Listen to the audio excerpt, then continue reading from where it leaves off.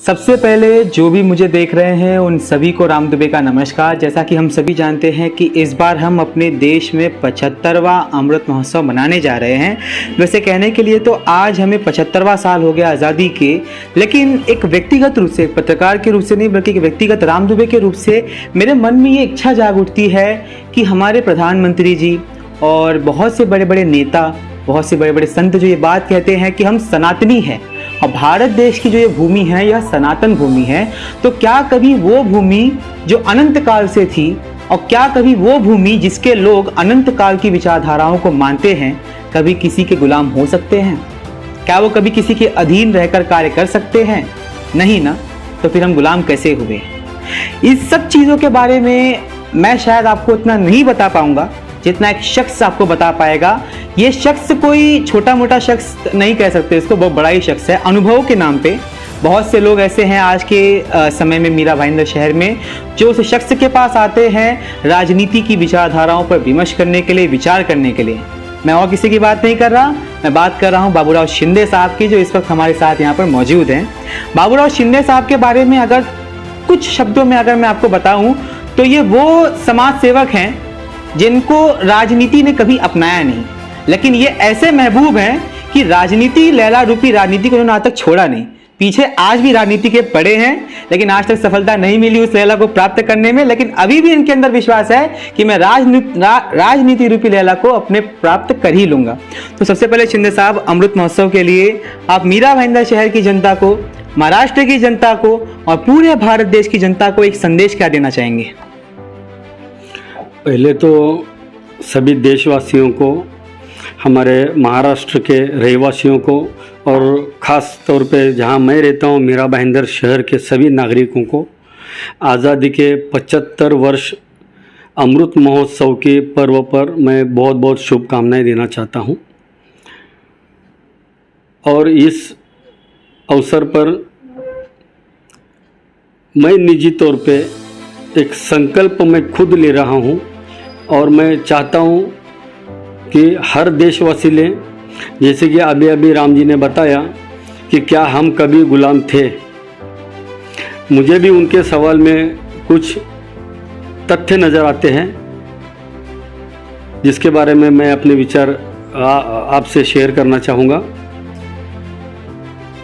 पहले मुगलों ने, फिर अपनों ने, फिर उसके बाद अंग्रेज़ों ने देश पर राज किया, लेकिन मुझे भी ऐसा लगता है कि हमारा देश गुलाम था, लेकिन हमारे नागरिक उस समय भी मानसिक रूप से आज़ाद थे और इसीलिए वो आज़ादी की लड़ाई लड़ पाए और उसमें सफलता प्राप्त की। और आज जो देश का राजनीतिक माहौल है, तो आज ये बड़े दुख के साथ कहना पड़ता है कि आज हम मानसिक रूप से गुलाम हैं, राजनीति के मानसिक रूप से गुलाम हैं, भाषावाद के गुलाम हैं, प्रांतवाद के गुलाम हैं, धार्मिकवाद के गुलाम हैं। यानी ये राजनीति के चलते हम लोग अपनी मानसिकता को पूर्ण रूप से गुलामी में ढकेल चुके हैं। हम ये मानते हैं कि हमें कुछ नहीं करना है, कोई और करेगा। तो मैं ये संकल्प में दोहराना चाहता हूँ। आज़ादी के 75 वर्ष हम पूरे करने जा रहे हैं।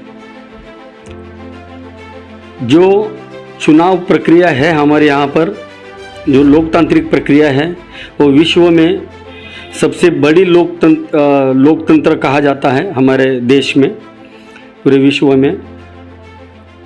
क्या ये उचित है कि हम किसी न किसी विचारधारा के प्रभाव में आकर, भाषावाद, प्रांतवाद, धार्मिकवाद के प्रभाव में आकर हम वोट करें या पैसों के प्रभाव में आकर हम वोट करें?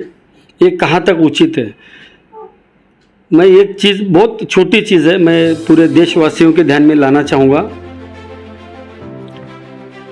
कोई 5-10 हज़ार तो देता नहीं है एक वोट की कीमत, लेकिन अगर देता भी है तो ये 5 साल में एक बार आने वाला, बहुत ही हमारे देश के इतिहास में, हमारे जीवन में 5 साल में एक बार आने वाला ये त्यौहार होता है।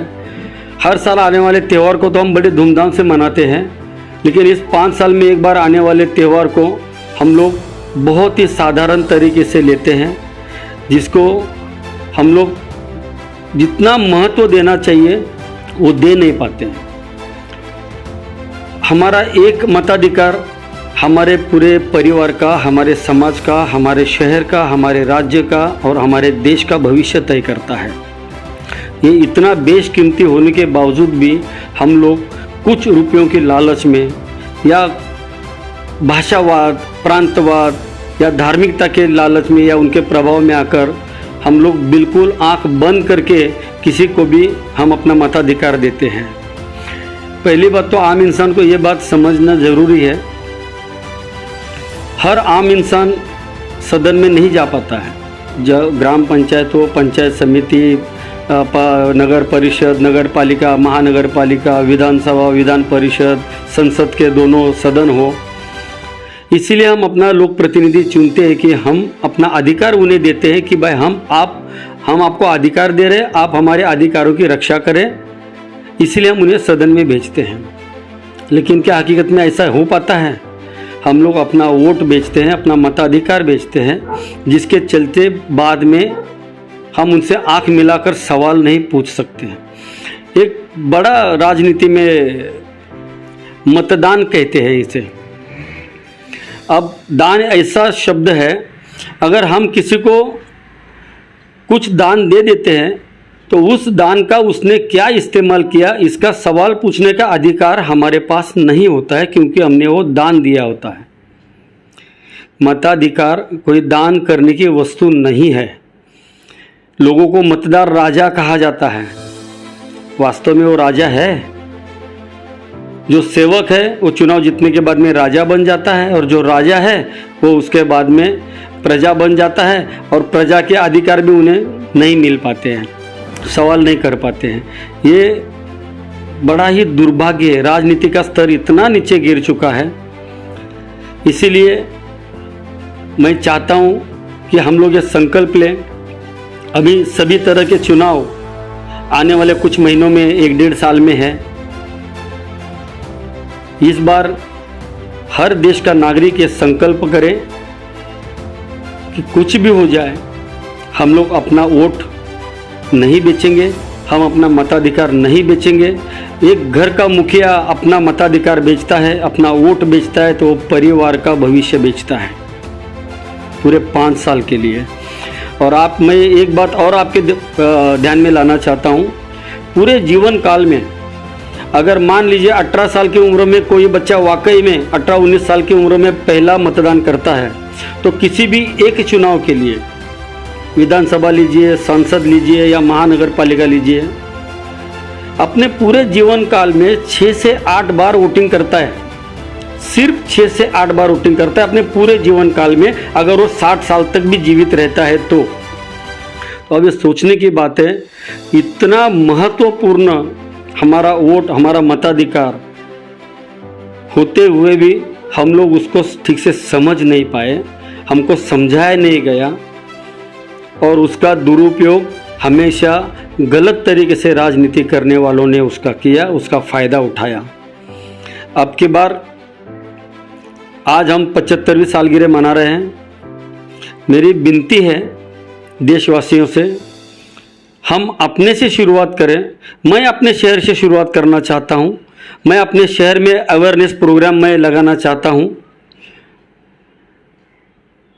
इस बार हम किसी भी लालच में न आकर बेखौफ होकर अपने मताधिकार का प्रयोग करें और सही उम्मीदवार चुनें, चाहे वो किसी भी पक्ष का हो। अच्छे लोगों की सत्ता प्रशासन में आनी चाहिए, फिर वो महानगर पालिका हो, राज्य हो या संसद हो। जहाँ अच्छे लोग होंगे तो अच्छा ही होगा, लेकिन ऐसा हो नहीं पाता है हमारी यहाँ की व्यवस्था के चलते। मैं फिर से आप लोगों से विनती करता हूँ, इस बार आप लोग देखें, अच्छे लोग देखें, चरित्र और चारित्र जिनका अच्छा है, जिनके विचार अच्छे हैं, जो समाज के प्रति अपनी जिम्मेदारी को मानते हैं और उसे निभाना चाहते हैं, ऐसे लोगों को चुनकर सदन में भेजें।